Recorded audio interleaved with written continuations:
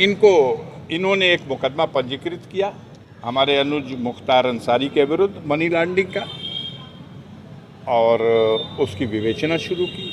उस विवेचना के क्रम में मेरे बड़े भाई सिबगतुल्ला अंसारी भी बुलाए गए, उनका बयान हुआ 1 बार 2 बार 3 बार, मैं भी बुलाया गया 1 बार 2 बार 3 बार।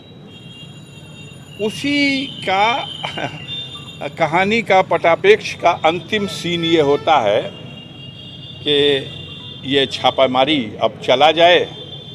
बताया ये गया था या अनुमान ये लगाया गया था कि अफजाल अंसारी के पास इतनी अकूत संपत्ति होगी कि 50 मशीन मंगाई जाएगी तब गिनती हो पाएगा धन। अब कितना मिला और कितना गिनती हुआ हम क्या बताएं, उन्हीं से पूछ लीजिए। सोने की सिल्ली मिलेगी, हीरे जवाहरात मिलेंगे। दुनिया में जो खलीफा बुर्ज है टावर दुबई में, शायद उसमें भी इनके फ्लोर मिलेंगे। अब जो जांच करने वाला देश की सबसे मजबूत एजेंसी है, उसको तो एक पेन भी नाजायज़ नहीं मिली कि वो उंगली उठा के कहे कि ये क्या है। जो जांच करने वाला है एजेंसी, मैं इनकम टैक्स रिटर्न फाइल करता हूँ, मेरी पत्नी मेरी बेटियाँ इनकम टैक्स रिटर्न फाइल करती हैं रेगुलर, आज से नहीं 25 साल से। एक 15 करोड़ की संपत्ति आपकी जब्त कर ली गई, कल 12.5 करोड़ की जब्त कर ली गई। वही कहा जाता है ना, कभी कभी होता है कि गाजीपुर के किसी चौराहे पे किसी के पास से गांजा अफीम हीरोइन पकड़ी जाती है तो बताया जाता है कि अमेरिका के बाज़ार में इसका मूल्य इतना करोड़ रुपया है। वही कहानी है जब्त करने का।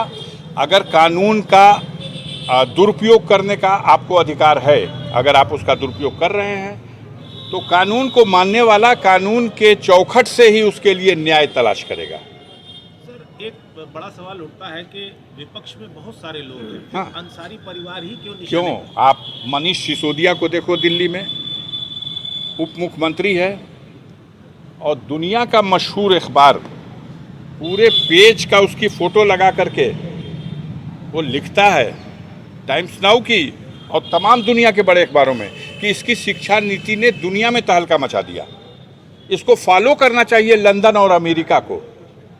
उसके घर छापा पड़ा हुआ है। एक मंत्री जिसने प्राइवेट स्कूलों की व्यवस्था के बेहतर व्यवस्था सरकारी स्कूलों की व्यवस्था करके दिल्ली में दिखा दिया, वो जेल में पड़ा हुआ है ICD के। सुनिए, महाराष्ट्र में यही, बंगाल में यही। हम नहीं कहते कि सारे लोगों को हम क्लीन चिट दे रहे हैं कि कोई गुनहगार नहीं है, लेकिन मैं तो ये कह रहा हूं कि जांच तो करो, और जांच की प्रक्रिया है, उस प्रक्रिया से, उस कसौटी से मैं गुजरने को तैयार हूं। मैं ED के ऑफिस में आ रहा हूं, मुझसे जो अभिलेख मांगा जा रहा दे रहा हूं। मेरे पास एक अकाउंट है, उस अकाउंट में मेरे पास पैसा है, उस पैसे से हम अगर कोई चीज़ खरीदते हैं जो बिकने वाली है तो आप उसको अवैध कर देंगे। अकाउंट टू अकाउंट ट्रांजैक्शन होता है, आप अवैध कर देंगे। बैंक के अंदर जो पैसा है उसकी जानकारी इनकम टैक्स को है। इनकम टैक्स हर साल पे किया जाता है और हर साल इनकम टैक्स को उस बैंक में रखे पैसे का हिसाब और उसका टैक्स अदा किया जाता है।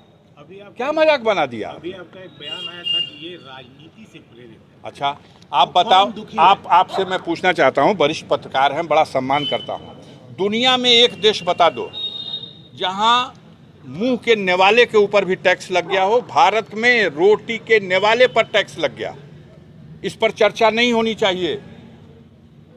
रोटी पे टैक्स, इस पर चर्चा बंद कैसे की जाएगी?